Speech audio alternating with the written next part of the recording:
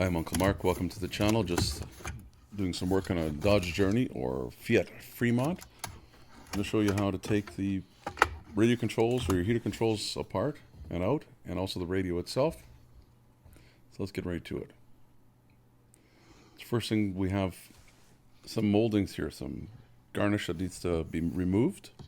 These plastic pieces here, they've got clips behind them. I'll show you why we're going to take them off in a minute. There's some screws we have to access. So here, they don't go up, not like that. They come straight towards you. That's the way the clips are. Otherwise, if you pry up, you're going to break them. Same with this side. Come straight out. Just trying to remember that. So I'm going to get some tools, some plastic dash tools that can kind of help. Non-marring is what they are. I'll try and put a link in the description. If I can get under here. As I slide it back and forth, I can actually feel where the clips are. There's one there, there's one there, and there's one in the corner there. I just need to get this first part here up. So if I twist a little bit, it might help, or maybe I could get another tool in under here. The trick again is going to be not going up, but going towards me without breaking them. They're just light plastic without marring the dash. Very gentle. Probably can get it out. Once one comes out, they should all come out. Try to get this next one out. There we go. Show you from the back side what these clips look like. So as you can see, they're on an angle. That's just the first one, though. The other ones are a different kind of a clip. And that should just be able to just stay there. See the rest of the holes where the clips go in. Give you an idea so that you know what you're dealing with. And there's a screw there. It's a torque bit head, I guess. I believe it's a T20. Put that in the description as well. Once we get to it, I'll show you on the screen what it is. It's the same with this. If you get some kind of a non-marring tool, I guess you could use a screwdriver if you're very careful, but it's at your own risk. At least this dash is a little bit soft, but I still hate to wreck something here. I'm shocked I haven't broken these off. And again, it comes towards you more than going up. Remember what those clips look like? I'll show you this one as well. You can see they're on an angle. Let's get that out of the way. And we get at these little screws or bits. So one there, and then one there. So I said they're T20s. I'll try and put a link in the description for the screwdrivers I'm using for this, these torque screwdrivers. You can also get them in like a socket set if you want to use a ratchet with them. Nice to have either. The T20 seems to be the most popular size for little stuff like this. But you never know when you can use a different one. Probably one screwdriver is going to cost you the same as 4 or 5 of them. So I'll sit you down here. And there's little hooks under this. You want to lift from the bottom first.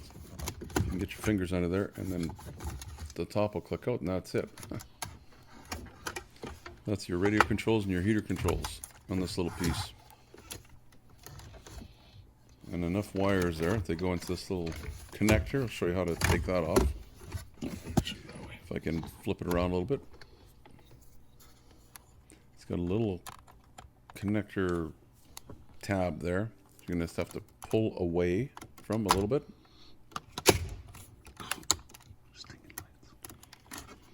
If you push on that tab, well, pull it away from the wires just enough so it lets go.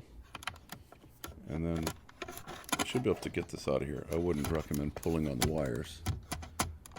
Just gently twist, and I don't know why it's so tight. I guess from heating that, sometimes the plastic kind of warps a little bit.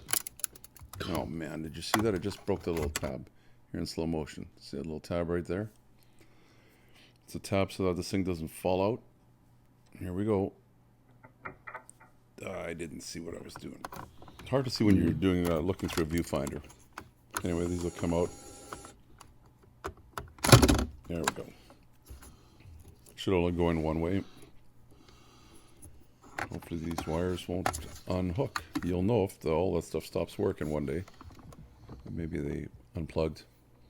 Now there's 4 screws here. Again, the same torque screwdriver.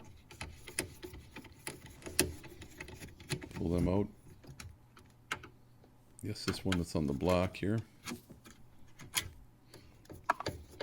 one on this side. And then of course our last one there. And that's actually your CD player, this bottom piece that's all black there. And you should just be able to pull it straight out if you can grab on it. Now there's wires behind it, so we don't want to pull it out too fast. A bunch of plugs here we can unhook. I think this is for your radio. It's either an antenna or it's for satellite radio. Not sure which is which. They have little clips there you press down on to unlock them. If you can kind of see how this works. A little tab there that holds it in. Same with this one. They're all basically the same. Push and hold down and pull it out. You can't really mix these up because they're all a little different. And then this one's got a nice big tab there. Push and rock it a little bit. If it's giving you a little bit of trouble, you could always try again a little screwdriver or something. I'm using a little door panel tool. Just gently rock it a little bit. It should come out. There you go. And that's the whole unit. I believe this is completely your radio. There's 2 different connectors in the back here. Not sure what the second one's for, but this one was plugged into the driver's side. You get your new units, whatever you're doing, putting them back in. Not sure how easy these are to, if they're plug and play or not. If you'll have to get them programmed by your dealer. You might not understand what your vehicle is. You may need a serial number to recognize your vehicle, otherwise it may be just be dead. It shows you the problems you're going to have if you're trying to upgrade your radio. I don't think it's really doable. So let's plug these back in. Like I say, you shouldn't be able to mix those 2 up because one's way on the left and one's way on the right. Make sure the connector is facing the right way.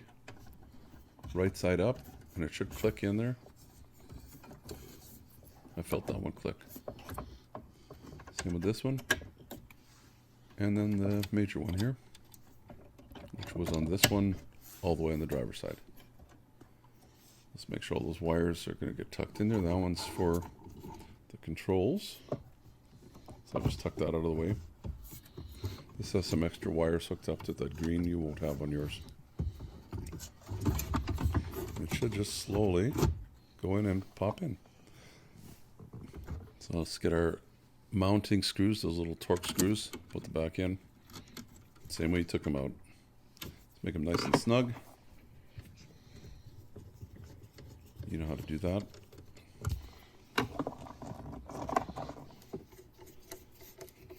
One on the passenger side, and then one last one, and that should be secure.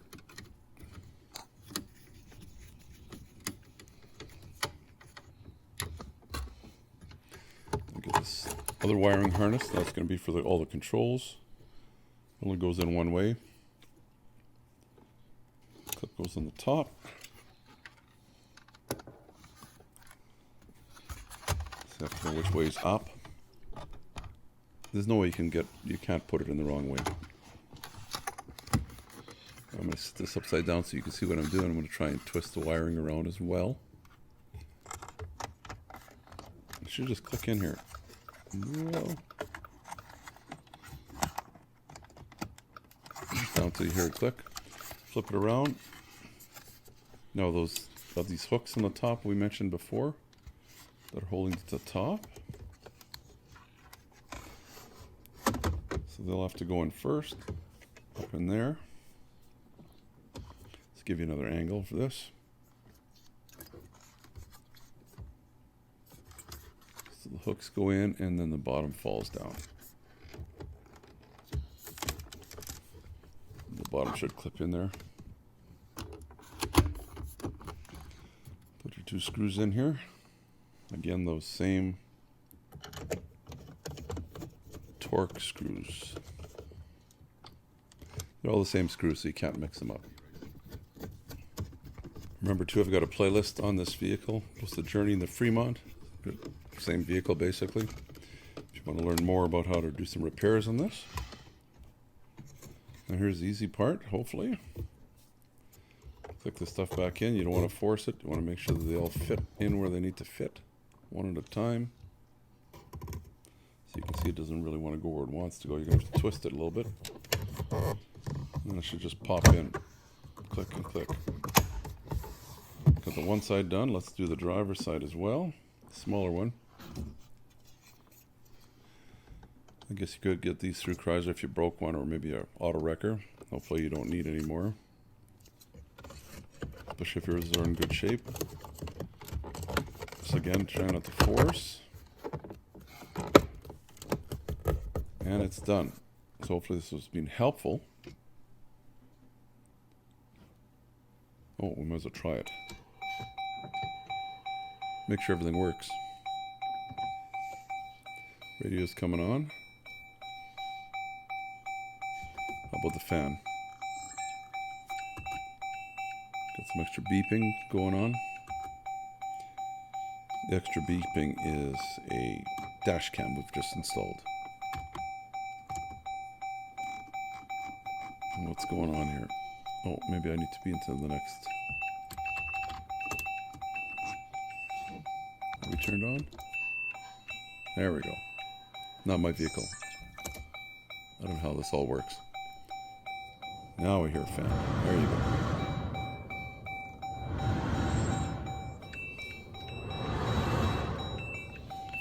Should be as good as new. I really hope this video was of help to you. For whatever reason you're pulling either the controllers off for heat or the radio, or maybe you're pulling the radio out itself, maybe the CD player is not working or something stuck inside. But at least it shows you how to get in there without hopefully breaking anything. Those silver trim pieces, ooh, just be really, really careful. If you enjoyed the video and it was of help, please give me the thumbs up. It tells YouTube that I did a good job. Also, you can subscribe if you haven't already. Always good. Next time I have a video out, you'll be notified. Usually there's one a week. Also, if you have either the Journey or its Fiat Twin, I guess what it is, here's just above here, a playlist. See the blue oval? Flashing yellow arrow will bring you to a link where you click on. It'll bring you to what they call it, a card. It'll bring you to a playlist. I'm going to start a nice little playlist on these vehicles, showing you how to do different things on them. Plus, other playlists as well, all sorts of different makes and models. Usually they're things I've owned, or maybe a friend has, or my boss got a few vehicles too. Till next time, Uncle Mark saying, I hope you and your family are doing well, staying safe, and hopefully this time we saved you a couple bucks. Bye-bye for now. Subscribe, and you'll get all the notifications. It's easy. The little dog will show you how. Ring the bell. Ring the bell.